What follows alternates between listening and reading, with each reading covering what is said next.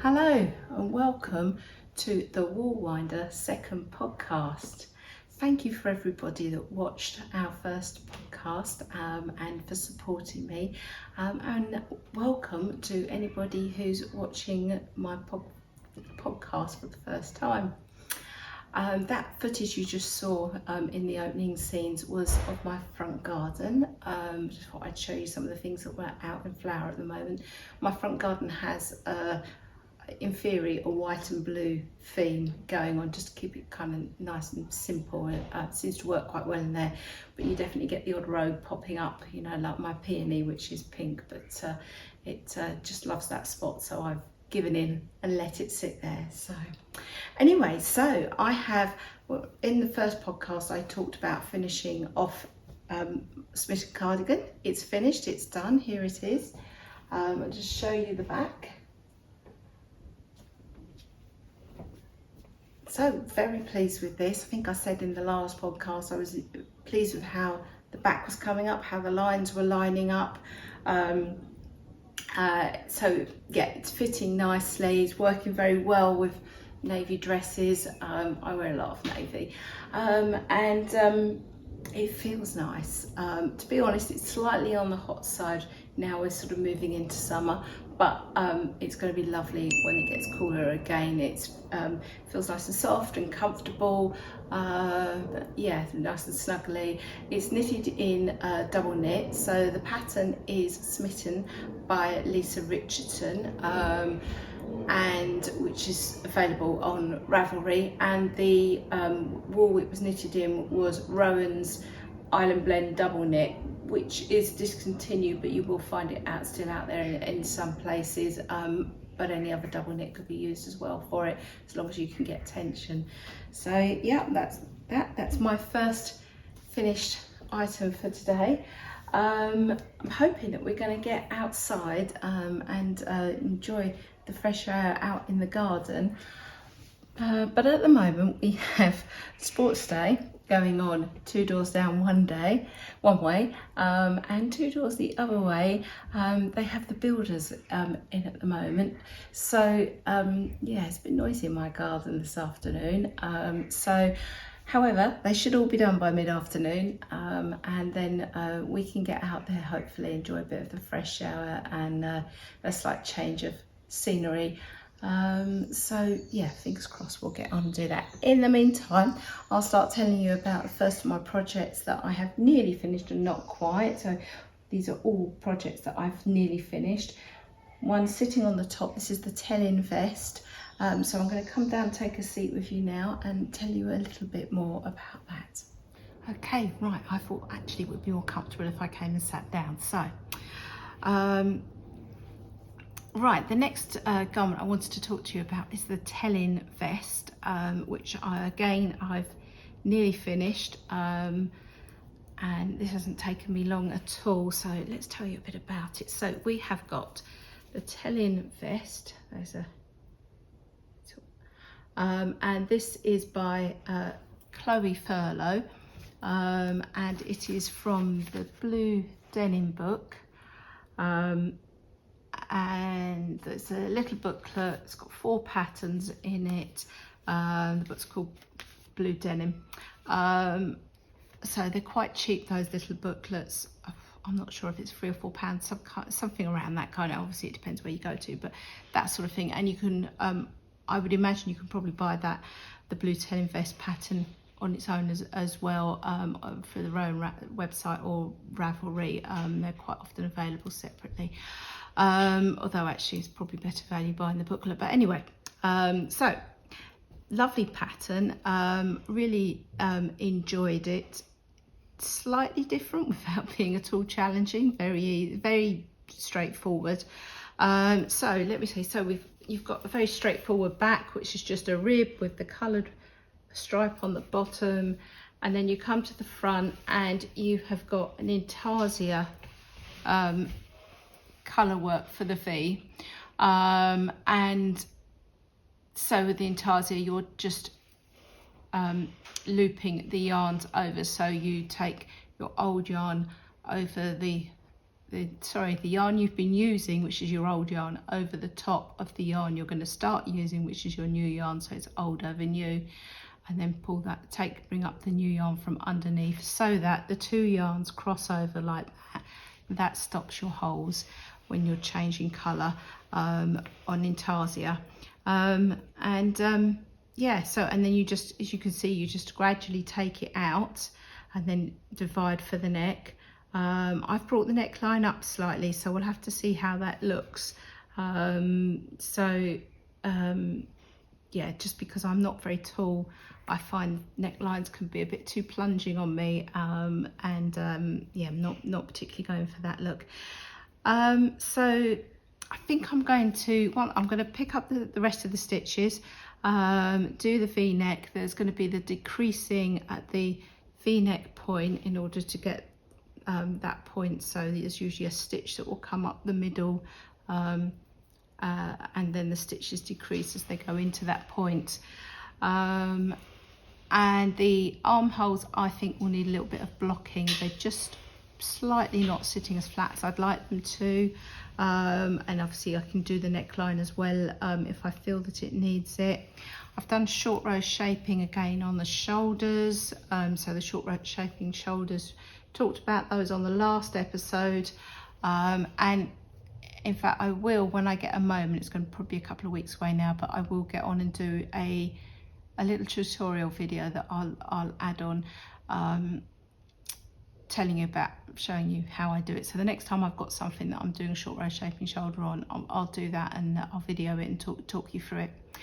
But you can see it works quite well because you've got the rib on each side. You want those ribs to match up, because the shoulders are such a visible place, you know, so you want those to sit right.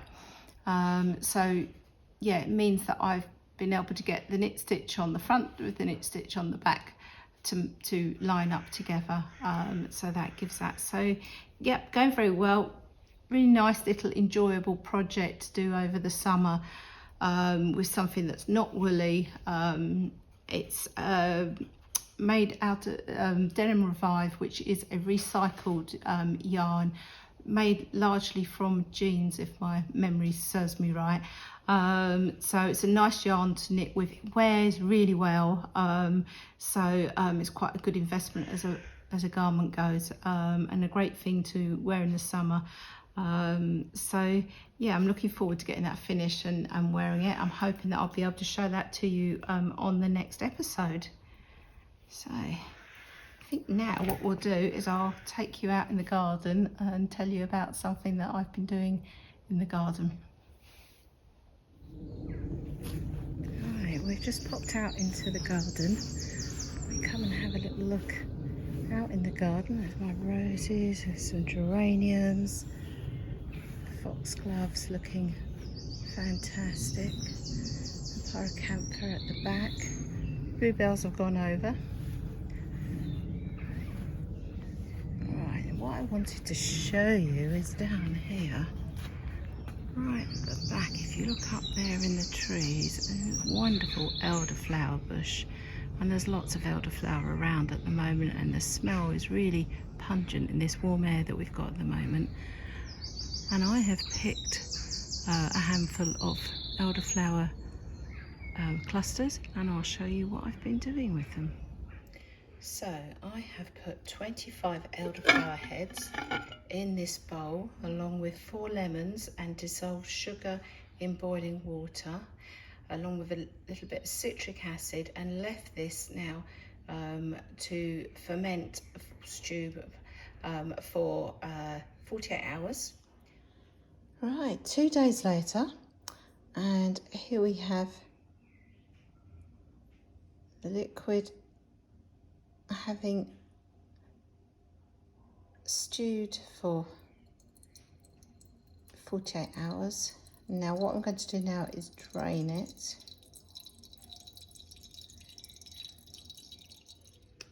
Okay, so this is the finished result. It's a lovely clear liquid, and here we are, just adding this along a and it's making a nice long refreshing drink. So all this is cold water. I've got some frozen lemon, some ice cubes, mint picked from the garden, and yeah, there we go. Cheers, happy summer days.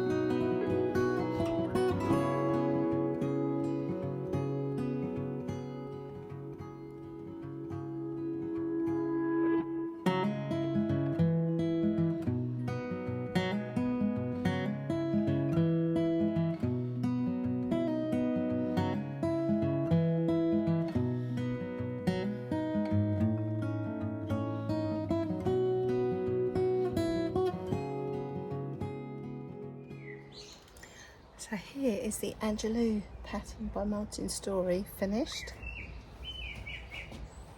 This is the one I was calling my dress cardigan. So yeah, looking very nice, knitted in Mordel, which again is a double knit. Seem to have a row of double knits going on at the moment. That's just coincidence, I'm sure. Right, now bear with me, I'll come and sit down. Right, now we're sitting down. I shall move on to what I'm knitting at the moment, or what I'm hoping to knit. So, as well as finishing the Telen vest that I showed you earlier, I am also not quite so close to finishing, but getting there on the Bismarck, which is by Annika Andrea Volk, and that is this pattern. It's a nice, I think this picture's better. It's a nice drapey, slightly fitted cardigan. It's knitted, the pattern's actually knitted in Summerlight 4-ply. I've knitted it in Summerlight DK because that was what I had in my stash, and I did the maths to change the stitches and rows and so forth to accommodate it. So it's a really interesting pattern. Well, I say that interesting, it's quite a straightforward pattern, which is what I'm trying to tell you. So this is the back, this is the front, and it's missing a front because when I went to block it, so this has all been blocked, which makes such a difference when you're doing lace. When I went to block it, I realised that the second front had gone a little bit off piste, as I like to say, and it was the shaping was wrong on it. I'd obviously lost concentration somewhere along the lines, not quite sure what I'd been thinking about there, but anyway, I'd obviously lost concentration, so I've undone it. I'm almost back up to about here on the front, so nearly there. Sleeves are done, so then it needs to be sewn, blocks sewn together, and then I'll pick up the stitches for the front band. So yeah, so let's get in there. It's an interesting shape, it's slightly fitted, and the pattern is 4-row repeat. only one of those rows are you doing lace. So when I say lace, so I'm saying what are you doing? You're knitting 2 together twice, then you're doing 4 lots of yarn over knit 1, and then you're doing 2 lots of knit 1, slip 1, knit 1, pass the slip stitch over, and then 1 purl stitch, and then you repeat. And you only do that on the 3rd row.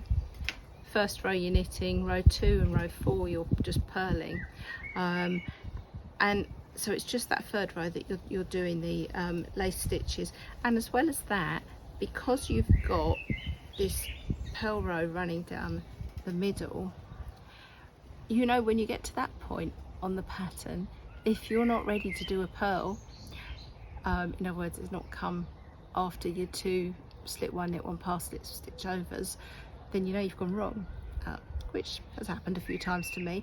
And so it's really easy at that point to undo it, and put it right at that point, rather than looking down the pattern further on and going, oh no, that's not right. So I quite like that. That's my kind of pattern. That keeps me on the straight and narrow. Of course, it is a little bit like putting markers in between your pattern repeats, which is what I always suggest to people when they're doing patterns that have got a regular repeat, you know, whether it's lace or whether it's Fair Isle or stranded work.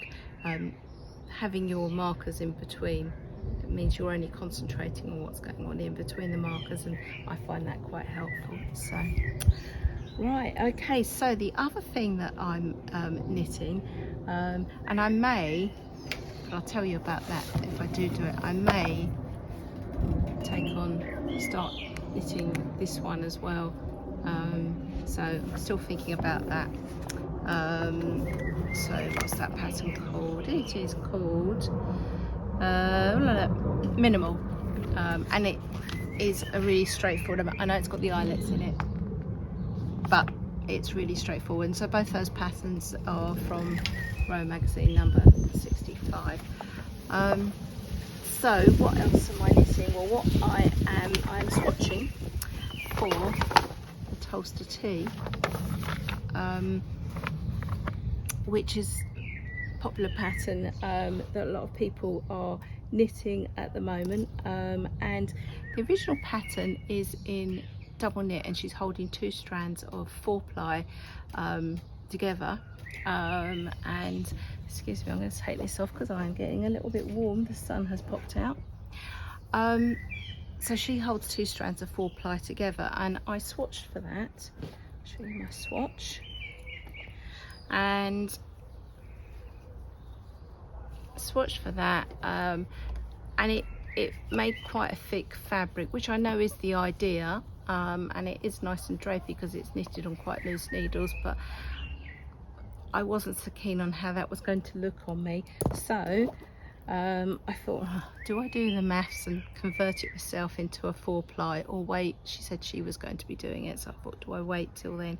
So I was toying with doing that, with doing the maths, and hey presto, into my email popped, because I'd already bought the pattern, popped the 4-ply version. So yes, so I have started swatching on that, not got very far yet, but I think that's what we're going to go for. So that's knitted on a 3.5 needle, which is quite is thicker than you would normally knit a 4-ply, so it's coming up with quite a loose gauge, which is the idea. That's the look that she's going for.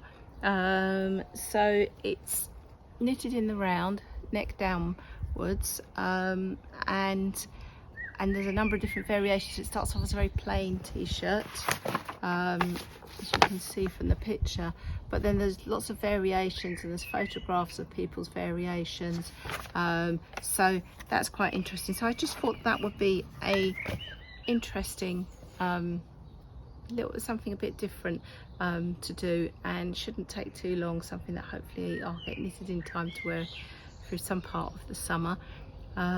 It's got German short row shaping on the back, which, although I've never actually done in a full garment before, so that'll be interesting.